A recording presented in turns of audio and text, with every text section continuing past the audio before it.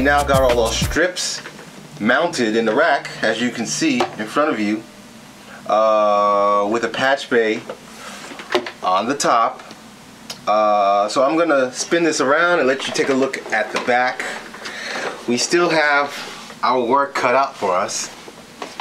Remember we talked about using these plates that were mounted in the board before?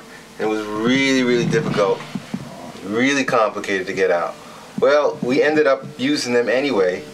As you can see there, this is the back of them. They're mounted here. 16 on the top and 4 on the bottom. I had to end up cutting this because there's a slight angle on the rack. And what I'm going to do is, these wires here are a power supply and these are power supply. So I'm going to fuse that together along with the power supply. So it's going to feed the first 16 on the top plus the 4 on the bottom. Okay? And these blue and green wires you see hanging here, hanging loose here, those are the faders that we bypassed, but we're definitely going to insulate that. We're not going to leave it hanging like that. And we used the ribbon cables. This is our input and output. And what we're going to do right now is we're going to use the other piece, the clamps that go and attached to this ribbon cable, that are still, some of them are still mounted in the board. If you'll just come with me, let's take a walk over here to the board.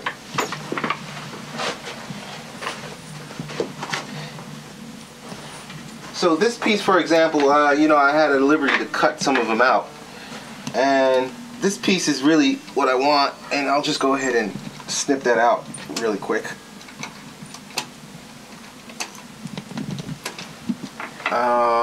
And that's the piece that I want.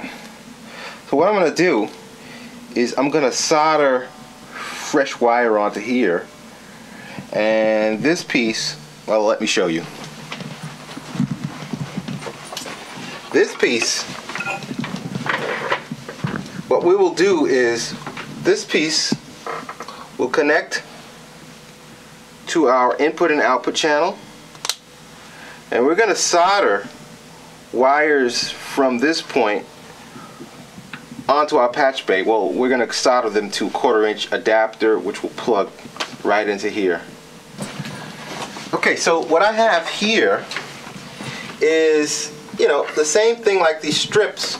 So now what I'm going to do is these wires here, because 4 channels per card, if you want to call it that, and we have 1, 2, 3, 4 cards, that's 16, plus we're going to use this one at the top here. How this is going to work is, for example, we're going to, let's take the disconnect right there.